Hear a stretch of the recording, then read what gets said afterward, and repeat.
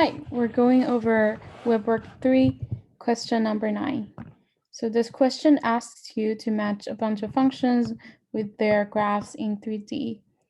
What I'm going to do here is using a variety of different techniques to find some features of each function that helped us identify the graph. It's not totally necessary to be able to visualize the graphs without having these options in them, but simply finding some features might help us solve this question. Okay, so maybe the easiest thing to do here is first taking a look at the ones that have a single variable. For instance, the second fxy equals to sine y. We know that this function is independent of of x. So like no matter what plan of x we choose, it's going to produce the same y function. So if we choose this plane to be y and this line to be x, then the function is always going to be like this.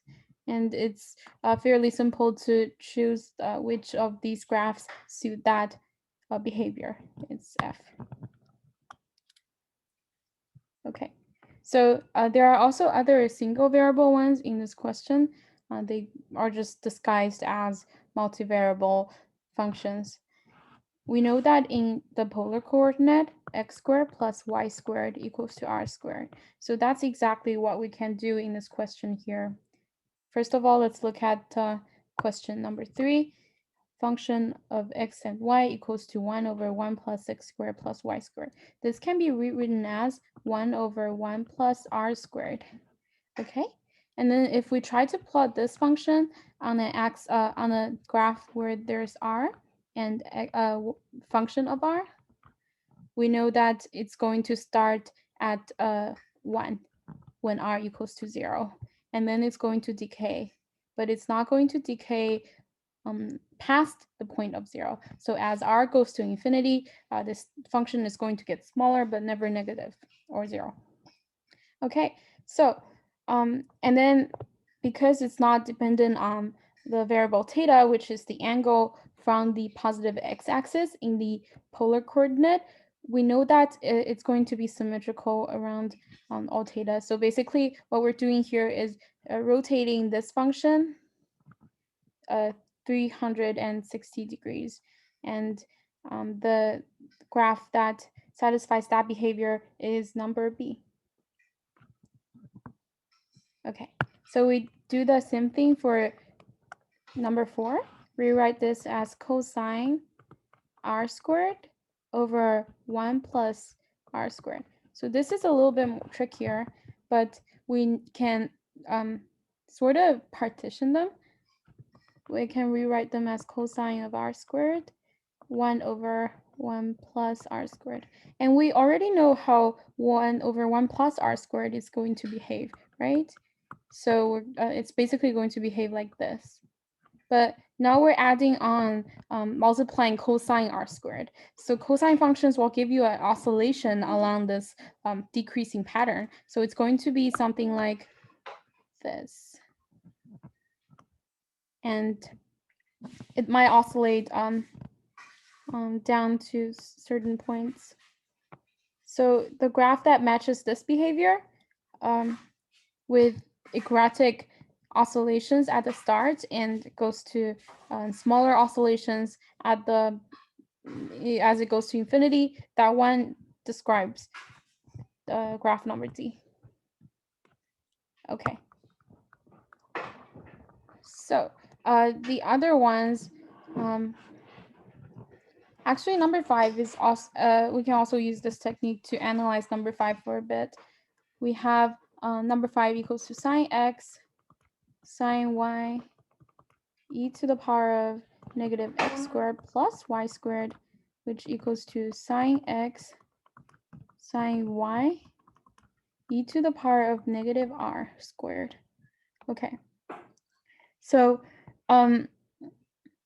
what this tells us is that it's going to have some exponential behavior because of this e to the power of negative minus r squared.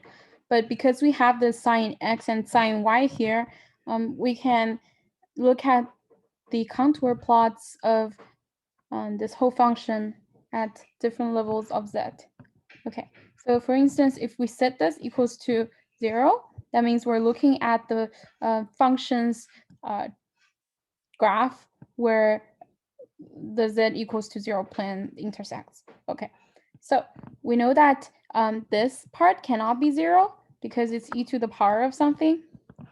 And so we have either sine x or sine y equals to 0. So on the z equals to 0 plane, you're basically going to have some sort of grids, where it touches the z equals to 0 surface, because sine x equals to 0 when x is equal to 0, which is this line, or x equals to 2 pi here. So you're going to have a bunch of line here, and similarly for y, you're going to have a bunch of line here. So this tells us that the graph for this function is going to have exponential behavior, and on the line z equals to 0, it's going to have a lot of grids touching the surface. So that gives us graph G. Okay.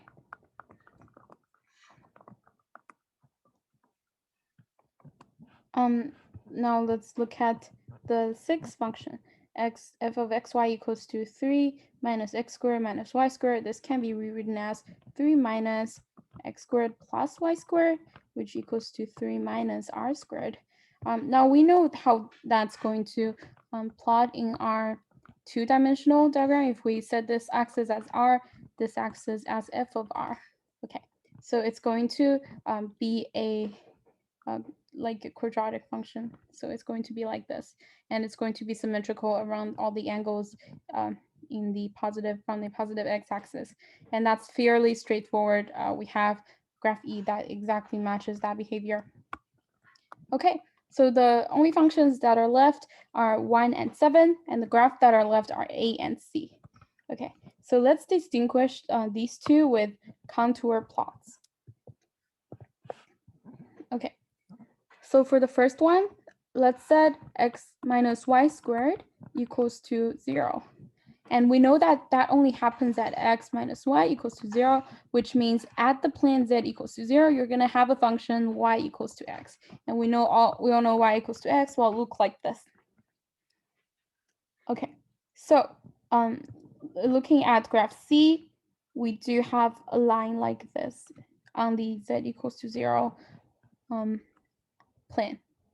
And that should be enough information to conclude number 7 will look like A, but let's just go a step further, just in case let's just assume that we don't know how many we've eliminated. Okay, so for the 7th case, we have x squared minus y squared equals to f of xy. If we set this equals to 0, we're going to have x squared equals to y squared, which gives us y equals to plus or minus x. And on the z equals to 0 plane, you're going to have two intersecting lines like this. So we can see from graph A that this is indeed the case. And if we want to go one step further, we can take higher values of z.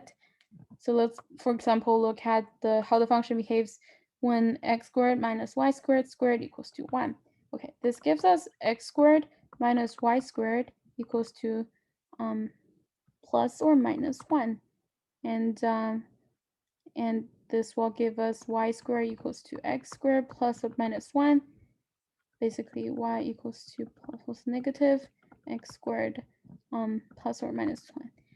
This basically, if you want to partition it or divide and conquer, you can like break this down into 4 different lines.